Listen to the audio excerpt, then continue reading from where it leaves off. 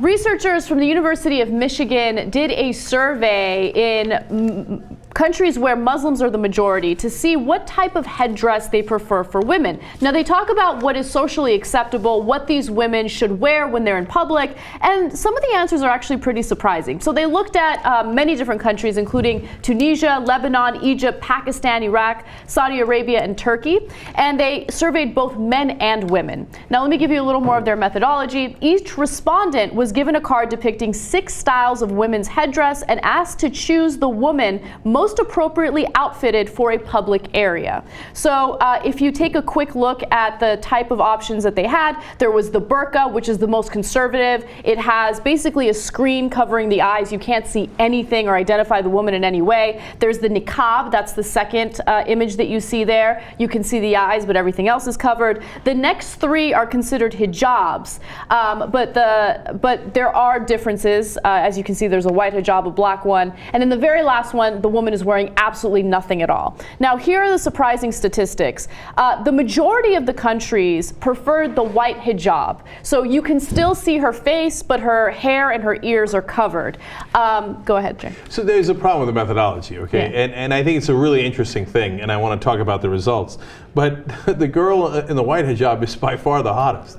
Except the one with no hijab at all. The one in the black hijab. Yeah, who's going to vote for the old lady in the black hijab? Like, I feel like they hijabbed her. Okay, so when you put it that way, the one in white looks fresh, clean, beautiful. Everybody's like, yeah, I like this one. Huh? Yeah. I think they might have been voting based on hotness.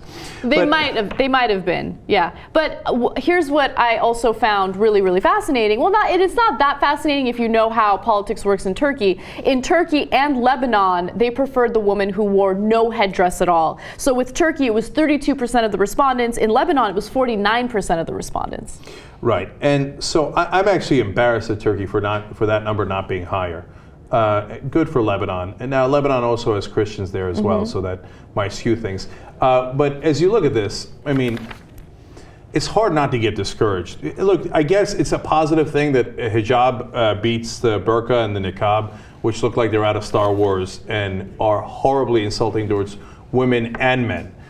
Basically, understand why they don't want anybody to be able to see women. First of all, women don't matter. So what difference does it make? You're all a bunch of curtains to them, right? So, okay, why would I need to see anything about you or know your identity? You're a woman, right? So massively insulting towards women, but also massively insulting towards men, because one of the reasons that they state is, well, if you saw the woman, obviously men are all rapists, so they couldn't help themselves. They would immediately attack the women and rape them. Yeah, it's insulting to both parties. Yeah, and so if I'm a Muslim guy, I find that, deeply offensive to say the least. Right, but I think for most Muslim men, they utilize it, like the propaganda that they use to justify it is, you need to find a way to control your woman.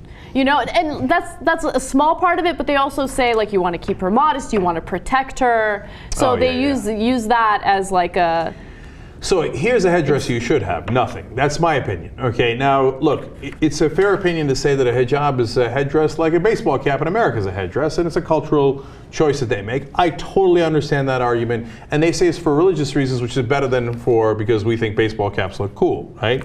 And at the same time, it doesn't cover up the woman's identity. I understand all that. No, they're two completely different things, Cenk. One thing is pushed upon women, regardless of whether or not they say that they want it, right? It's still pushed upon them by religion. Another is something that people do because they genuinely want to do it. No one is going to point to you on the street and say, you're not wearing a baseball cap. What's wrong with you, right? But if you're living in a country where the majority of people are Muslim, then yeah, you might get some criticism if you refuse to wear the niqab.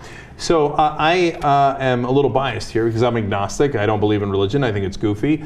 And so I don't like any of the headdresses. Now, I, on the other hand, support your right to wear a headdress, of course. So, for example, in Turkey, for a long time, we wouldn't allow women who wear the hijab to do certain things. I found that against freedom. I think it was wrong, right? I think a yarmulke is, I wouldn't wear it. The other Orthodox Jews with the gigantic hats, that look like they're, out of like some sort of Hasidic bonanza. Okay, I think it's the most ridiculous thing I've ever seen, and I feel so sorry for each person I've ever seen wearing one of those. But, it's your freedom, you go ahead and do it, but I vote no, okay? And the burqas and the niqabs are worse than that.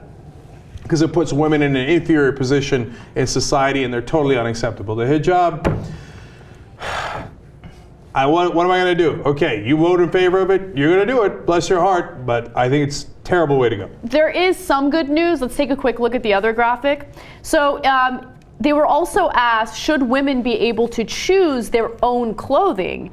And if you look at the numbers, they're pretty high. Tunisia, about 56% say, yeah, you know what, they should be able to choose their own clothing. Are they not merciful? Yeah.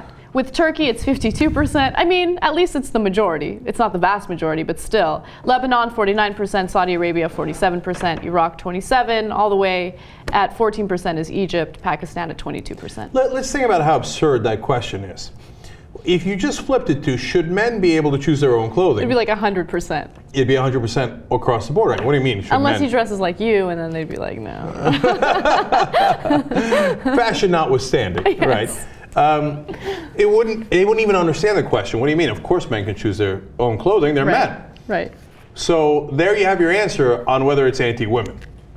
Like, of course women can't choose their own clothing, according to a majority in most of those countries, and only a bare majority in Tunisia and Turkey saying they should be allowed to, right? God, that 52% number compared to the other Muslim countries is a good number, but I'm so embarrassed as a Turk that number is not 98%. 48% of the country thinks women shouldn't be allowed to choose what they wear. That means apparently about half the country thinks women don't have the same rights as men. And that's gross. That's disgusting. Yeah. Sorry, but if that's your culture is wrong.